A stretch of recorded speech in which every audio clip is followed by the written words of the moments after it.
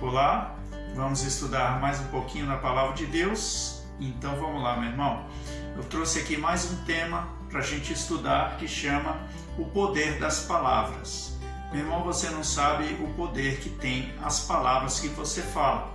Você não sabe o que você pode determinar que aconteça, ou você não sabe o testemunho que você dá da sua vida quando você diz alguma coisa.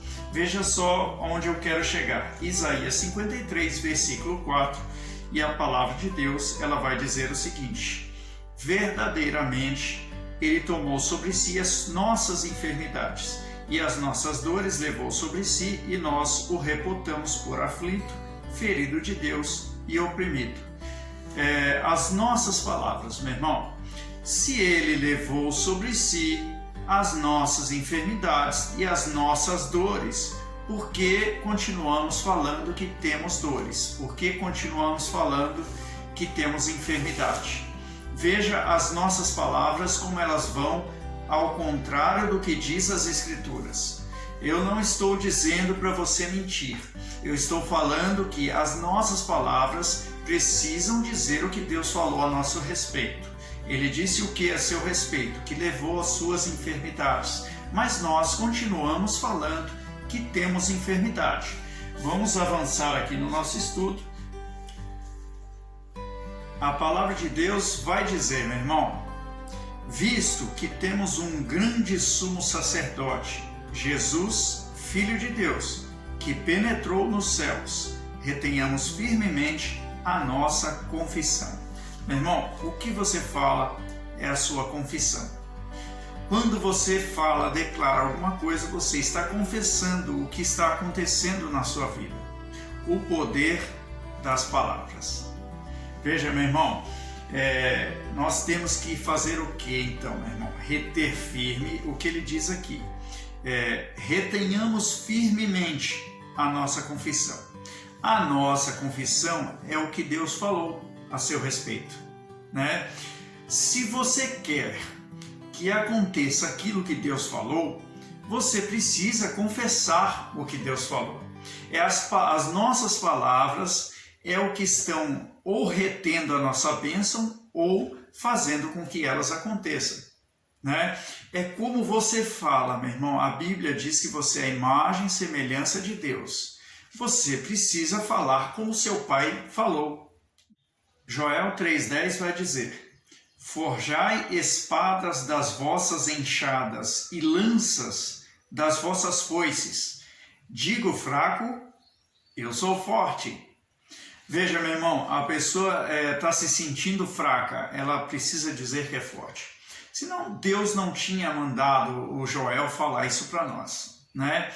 Digo fraco, eu sou forte. Jesus, ele disse que nos deu autoridade. Você diga que tem autoridade, né? Você confesse, você na hora da adversidade, você fala, não, Deus me deu autoridade para pisar em serpentes e escorpiões e toda a obra do inimigo. Eu repreendo isso, eu exijo que saia da minha vida. As suas palavras, meu irmão, elas vão determinar o que vai acontecer. As suas palavras, elas vão, como eu disse, ou reter a sua bênção, ou fazer que aconteça aquilo que Deus falou sobre você, né? O que mais, meu irmão, que nós temos aqui? Depois de Joel 3,10, a gente entende o seguinte, meu irmão: tudo o que dizemos é confissão do que determinamos em nossa vida, certo? Entendido isso, vamos para Mateus 17, versículo 20. E Jesus lhes disse: por causa da vossa pequena fé. Jesus estava ali expulsando um demônio, e os discípulos perguntaram por que não pudemos nós expulsar este demônio. E ele explicou: por causa da vossa pequena fé. Porque eles não creram que eles podiam expulsar o demônio, e não creram no que Jesus havia falado a respeito deles, né?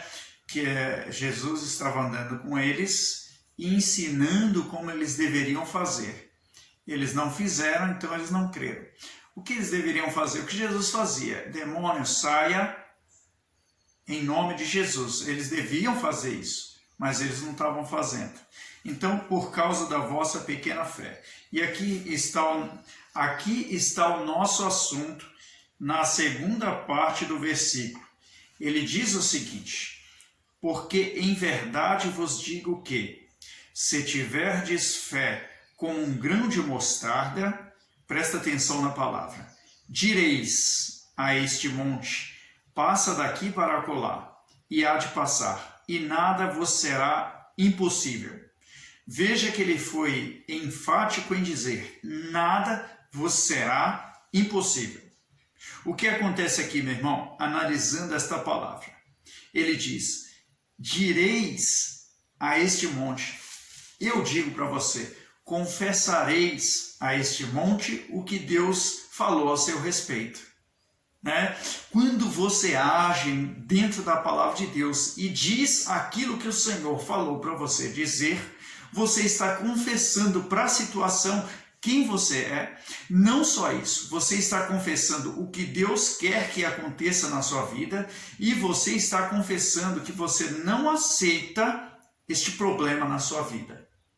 Né? As suas palavras estão determinando. Se você diz ao monte, sai daqui e passa para lá em nome de Jesus, ele está dizendo que tem que passar.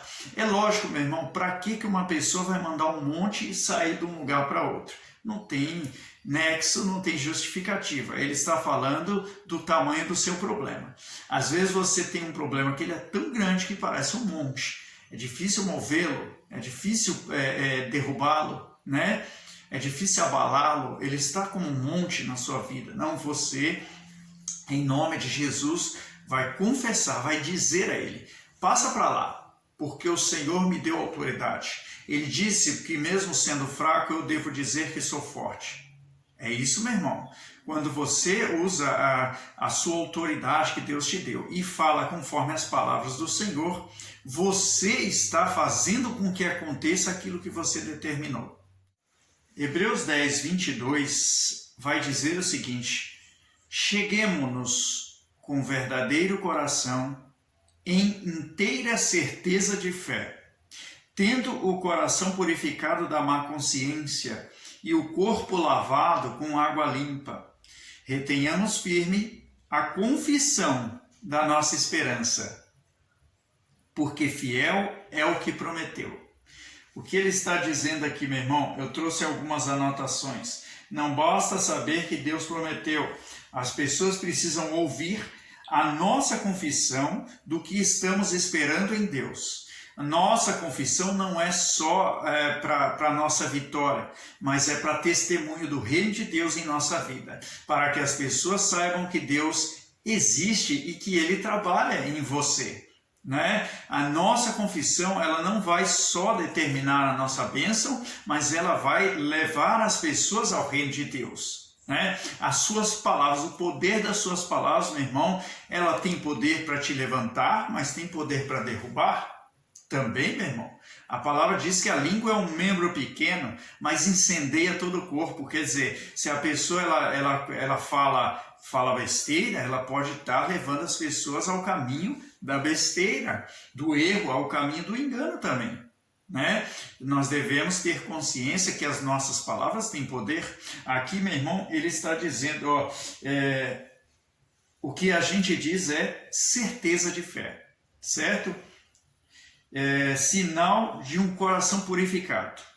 Exemplo aqui, ele diz, tendo o coração purificado da má consciência. Então, se você determina as coisas que Deus falou, as palavras de Jesus, você está naturalmente afirmando, confessando que o seu coração está purificado da má consciência. E o que é a má consciência? A má consciência, meu irmão, é falar contrário à palavra de Deus. Aqui nós estamos falando que, tendo o coração purificado da má consciência e o corpo lavado com água limpa. O que é água limpa, meu irmão? A palavra de Deus diz que a voz de Deus é como o som de muitas águas. Então, se ele fala aqui de água limpa, nós podemos concluir que água limpa é aquilo que Deus falou. Né? Então, você munido, capacitado com a palavra de Deus, você vai lavando o seu corpo, certo? E vai purificando o seu coração da má consciência. visto que a má consciência é dizer diferente daquilo que Deus falou. Não só isso, né, meu irmão? A má consciência não confessa o que Deus prometeu, de jeito nenhum, né? A má consciência é assim. Agora, meu irmão, cá entre nós, falar o que Deus não falou, falar diferente daquilo que Deus ensinou, é pecado, né? Você está indo contra a palavra de Deus. Ele disse, digo fraco, eu sou forte. Aí você, eu não consigo, eu não posso. Você está pecando. Porque falar diferente do que Deus falou para você falar contrário à palavra de Deus é pecado, né? Veja o poder das nossas palavras quando a pessoa diz, a minha doença, né? A minha enfermidade. Ela está falando contrário à palavra de Deus e vale a pena meditar se ela não está pecando quando ela diz isso. Pecado é você contrariar a palavra de Deus, contrariar aquilo que Deus falou, né? Se você ver no dicionário de português o que é pecado, pecado é transgredir um mandamento, transgredir uma regra, né? E qual que é a regra de Deus? Ele levou sobre si as suas enfermidades, né? Essa é a regra de Deus. É você dizer que Jesus não levou suas enfermidades, você pode estar indo contra a palavra de Deus, pecando. Meu irmão, pecado não é só a pessoa trair o cônjuge, não, né? Pecado não é só a pessoa ficar falando mentira. Pecado a essência do pecado é você fazer contrário ao que Deus falou. Aqui para a gente terminar, meu irmão, João 15, versículo 7. Ele vai dizer o seguinte, se vós estiverdes em mim e as minhas palavras estiverem em vós, pedireis tudo o que quiserdes e vos será feito. Meu irmão, se nós usamos a palavra de Deus, se a palavra de Deus está em nós, nós pediremos o que quisermos, né? Aqui pode ser a resposta daquela pessoa que fala, eu estou pedindo e não estou recebendo, o que está acontecendo? Talvez, meu irmão, presta atenção, ele diz, se vós estiverdes em mim. Isso significa que você tem que estar na obediência. Você tem que estar debaixo da videira, como que é essa palavra de João 15, né? Você tem que estar debaixo do aconselhamento do Senhor, da direção de Deus, certo? E ele diz, e as minhas palavras estiveres em vós, ou seja, você não se utiliza de outras palavras, você não diz diferente do que Deus falou, certo? Você não desvia da conduta, ele diz, pedireis tudo o que quiserdes e vos será feito. Às vezes, meu irmão, a pessoa, ela está, tudo bem, ela está em Cristo, mas as palavras dela não, né? As palavras dela, ela fala, 2 vezes ela fala que ela já foi sarada pelas feridas de Jesus. Mas 3 vezes ela confessa que eu estou com dor, né? Então, ela está ou não está divergindo? Ela está ou não está falando diferente das palavras do Senhor? Amém, meu irmão? E aí que Deus fale mais ao seu coração, em nome de Jesus. Amém?